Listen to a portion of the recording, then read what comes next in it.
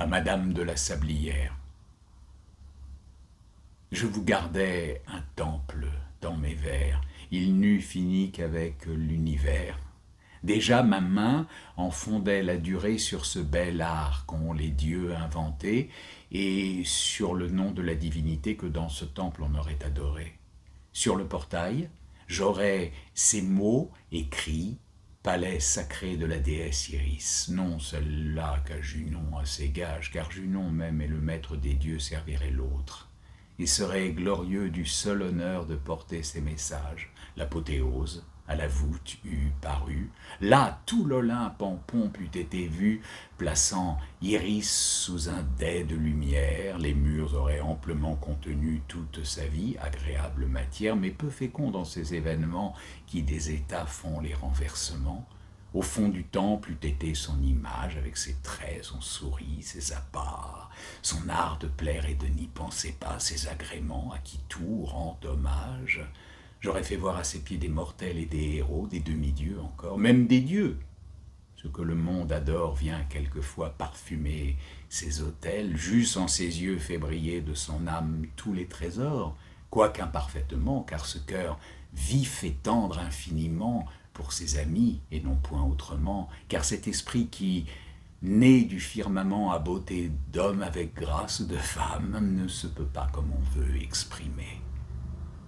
Oh, vous, Iris, qui savez tout charmer, qui savez plaire en un degré suprême, vous que l'on aime à l'égal de soi-même, ceci soit dit sans nul soupçon d'amour, car c'est un mot banni de votre cour, laissons le don.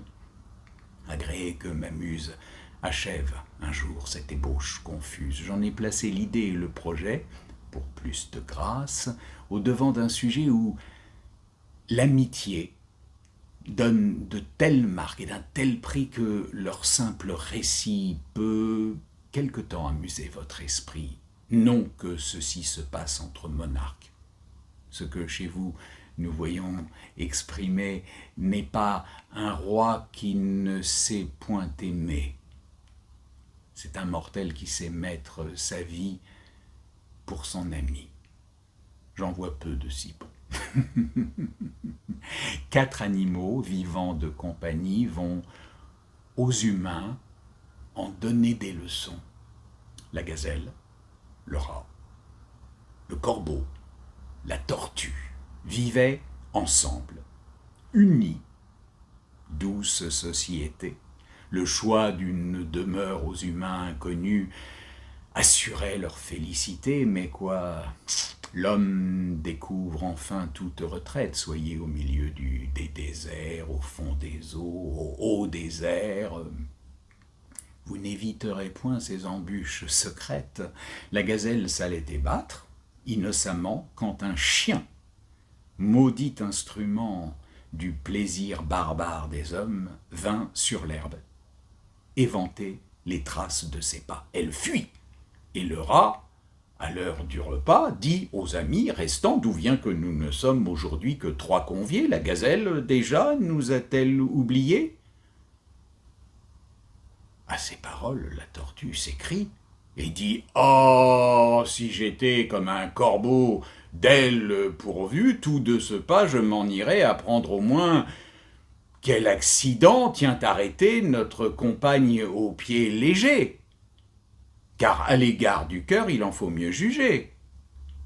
Le corbeau part à tire d'aile, il aperçoit de loin l'imprudente gazelle prise au piège et se tourmentant. Il retourne avertir les autres à l'instant, car de lui demander quand, pourquoi, ni comment ce malheur est tombé sur elle, et perdre en vain discours cet utile moment, comme eût fait un maître d'école, il avait trop de jugement. Le corbeau donc vole et revole.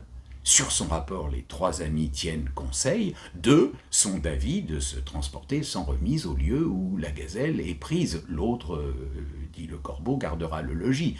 Avec son marché lent, quand arriverait-elle, après la mort de la gazelle? Ces mots à peine dits, ils s'en vont secourir leur chère et fidèle compagne, pauvre chevrette de montagne. La tortue y voulut courir. La voilà comme eux en campagne, maudissant ses pieds courts avec juste raison, et la nécessité de porter sa maison.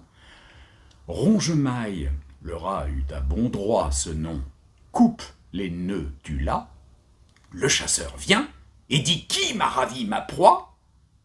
Ronge-Maille, à ces mots, se retire en un trou, le corbeau sur un arbre, en un bois la gazelle, et le chasseur, à demi fou de n'en avoir nulle nouvelle, aperçoit la tortue et retient son courroux. « D'où vient, dit-il, que je m'effraie? Je veux qu'à mon souper, celle-ci me défraie. » Il l'a mis dans son sac, elle eût payé pour tous. Si le corbeau n'en eût averti la chevrette, celle-ci, quittant sa retraite, contrefait la boiteuse et vient se présenter, l'homme de suivre et de jeter tout ce qui lui pesait, si bien que Ronge-Maille, autour des nœuds du sac, tant opère et travaille qu'il délivre encore l'autre sœur, sur qui s'était fondé le souper du chasseur. Pilpay compte qu'ainsi la chose s'est passée. Pour peu que je voulusse invoquer Apollon, j'en ferais pour vous plaire un ouvrage aussi long que l'Iliade ou l'Odyssée.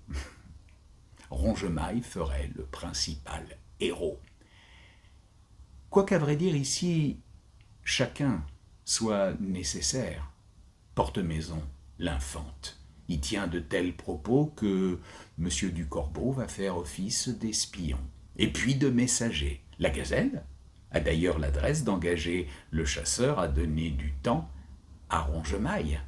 Ainsi, chacun, en son endroit, s'entremet, agit et travaille. À qui donner le prix? Au cœur, si l'on m'en croit.